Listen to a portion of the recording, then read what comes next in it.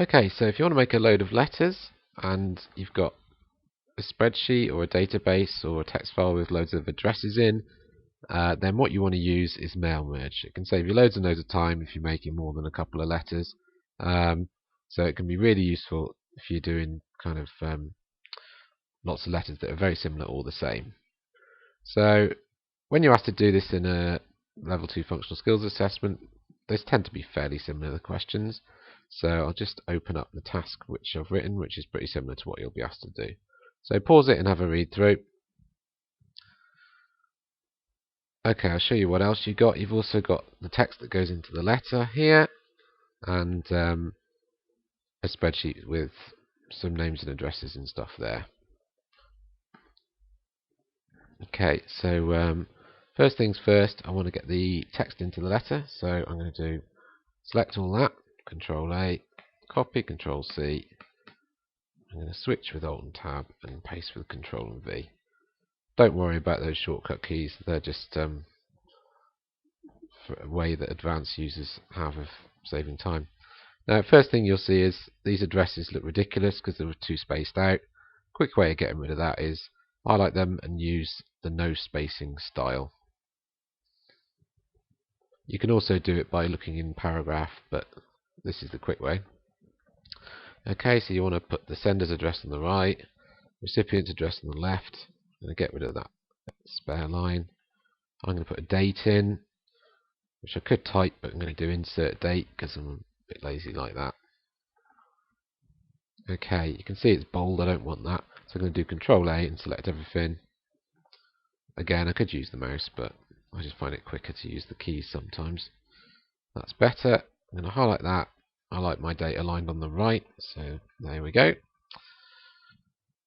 Okay, so the letter's starting to look like a more sensible layout. Let's go back to the task.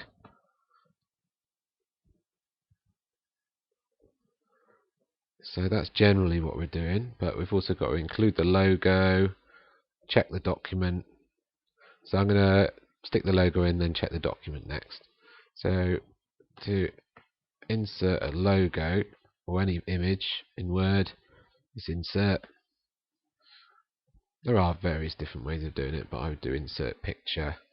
I would find the folder.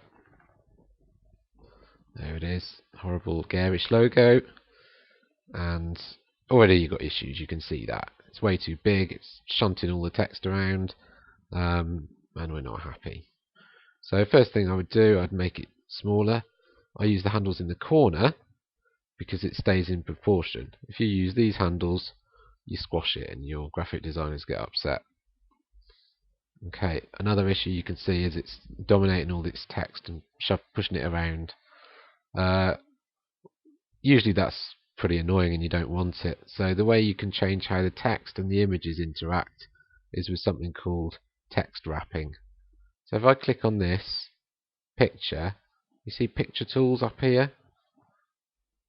That's what I want. So if you go to format, you can change how the text wraps around it. Often you might try a few different things until you get the one you're happy with. If you just kind of hover over the top, then it shows you what they're going to look like. And in this instance, square works quite well. But often behind text and in front of text are quite good, so just be aware they can be useful. Just going to put it up there. And I'm happy enough with that. You know, you don't want to waste loads of time doing things like that in your functional skills assessment. They can see you've wrapped the text, they can see you've resized it, so you're going to get marks for all that stuff. Okay, one issue I've got, if you're folding this letter into 3, if I zoom out, I think that address would be a little bit low for the window in the envelope. Again, I don't think they're going to mark you down for this in assessment, but in real life, it's the kind of thing you have to tweak. So I would go to page layout and just change the margins a bit. So if I reduce that top margin to like 1.5, then it'll probably put the recipient's address in the right place for the envelope. Zoom out again. I reckon that's going to work nicely. Okay, so oh, that email address is over 2 lines. I don't like that, so I'm just Squeeze the logo a bit more, just so that email address is on one line. Right, I'm happy. You might think, oh, you're being really anal about this, Dave. And yeah, I probably am, but the examiners are pretty anal about things too, so I wouldn't fight it. If you've got an inner kind of pedant like I have, then just run with it and just be as picky as you want. As long as your time isn't an issue, then just try and do everything to a really good standard. And by that token, you should always use the spell checker and proofread to sort things out. So here we've got some things that are pointed out by the spell checker. Definitely, finite, definite. And there's various other things to sort out. Oh, this optional paragraph we don't need. Sorry, I should have deleted that before. Okay, so just pause it, find some mistakes, and there'll be marks for that in the assessment. So just be aware that you're always expected to do that. Okay, so homophone there. It's not we value you are continue custom. It's we value your continue custom, the continue customer view. There we go, little homophone there. Because that's a word, obviously we both are, but Word's not going to be very good at spotting spelling mistakes when they're valid words.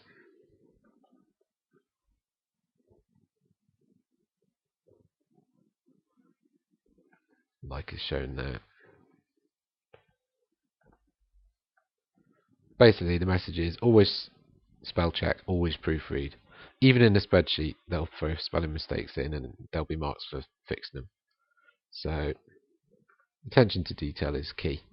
Alright, glancing over this, we sorted out the spellings, hopefully, and grammatical errors. We've got the logo in, it looks pretty professional, looks pretty decent. So, we've got a bunch of marks for doing that. Next step is to actually get involved and do the mail merge itself. It's slightly more technical bits, some people would think, but it's not hard. Okay, so look across these tabs, have a guess where mail merge is going to be out of this lot. Right, hopefully you're guessing mailings because of the word mail. Look across, how you're going to start it. Yep, no prizes for guessing, start mail merge. Use the drop down arrow, click on the arrow bit. And you always want the wizard. Like, I'm not an expert at mail merges, you're probably not either, otherwise you wouldn't be watching this video. So if you're not an expert, use the wizard. Okay, this is a letter. Obviously if you've been asked to do something else, then you'd pick something else. We're going to use the current document, otherwise we've wasted the last 5 minutes sorting it out. In the test, you always seem to use the current document, so it's pretty standard. Right, it wants to know where the recipients are, the people who we're sending the letter to. So they've given us a list, so we're going to use the existing list. So we've got to tell it where it is.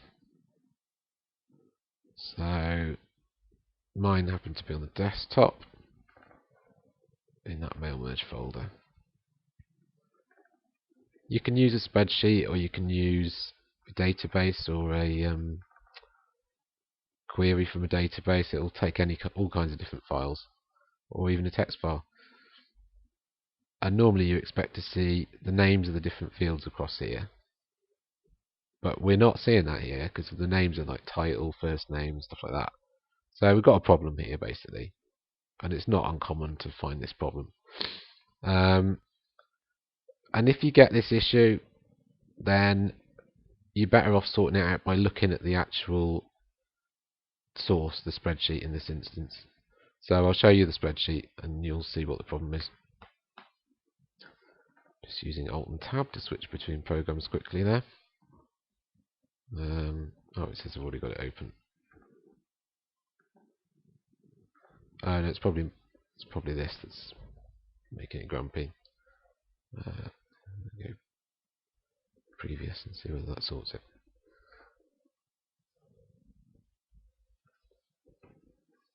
Try opening it again. I'll do read only for now. Okay, so here's the list, and what it does is it looks in the first row for the field names, and that's why it didn't give us them because it's all this other crap basically. So lose these rows because they're just confusing the issue. Now the first row is these field names, so if we save it, I think I'll have to save it as addresses 2 or something, because otherwise it's going to moan that it's been used elsewhere. So this one is going to work nicely. So close that because I'm done with it. I'm going to go back to our mail merge thingy. So this is what it looks like when it's not working because there's extra crap at the start of your spreadsheet. So we'll select the other one.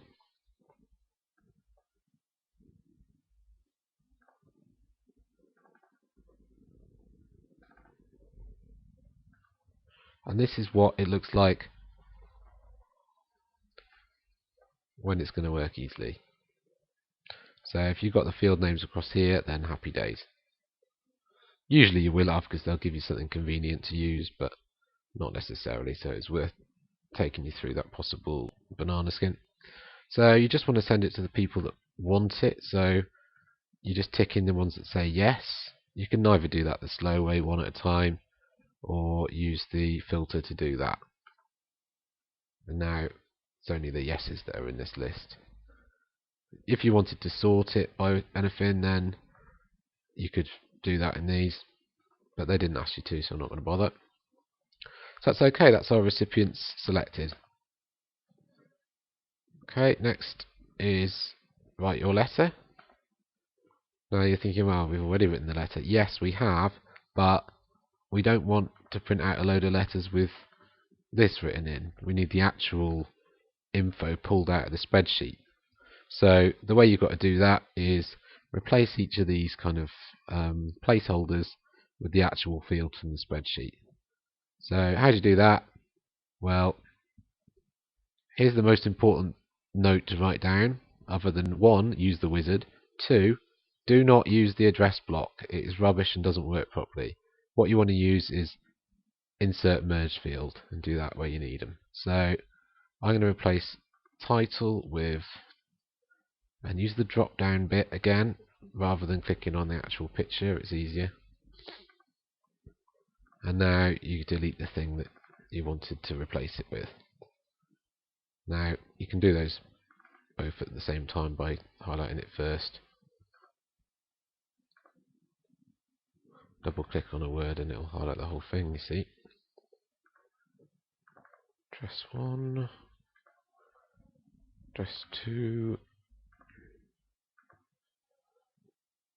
address 3, postcode. We've got a title again there, and surname. Bit repetitive that. Now it'll look dodgy if you do it like this. You do want to press return or enter between these things because you will want them on different lines. So that should work quite nicely. So we sorted the letter and we've put all the merge fields in. So let's go to the next stage and preview the letters, see whether they look okay. And well, they look a bit sketchy. You can see it's nice that you've got the names and addresses and stuff, but just look up there. That's not good. Same thing happens there. So if you're not happy with something from the preview, you can go back to the previous stage, write your letter. And you can see the issue. You want a space in there. So if you want a space between the name and surname, put a space between the merge fields. Same situation here. So now when in preview, it should be improved. And I say improved. I think I'm going to say perfect. So that's how you do a mail merge. Let's just nip back to the tasks again. Tick, done that. Tick, done that. Did the old word wrapping. Tick, done that. Easy marks, but you'd be amazed how many people miss out and don't correct these mistakes. So we've got to print the one with the merge fields and print the first 3 letters. So let's pop back. Okay, So the one with the merge fields is the one we were previously looking at. These are the merge fields. You won't get the marks for doing the mail merge unless you show them that you've done it like this. So you always print this one, file and print, or control and P if you're a geek like me, and then you would print, and then let's go back home again, and then next preview your letters. Let's complete the merge this time, and it asks you what you want to do with them. You can click on print at this stage, and usually in the assessment they'll only ask you to print a few because they know that people like me will get grumpy if they use all the paper in the printer. So you OK that, your print box comes up, OK that, and then you've got your printout, the one with the merge fields and the first 3 letters, and that's your mail merge task complete. Well done.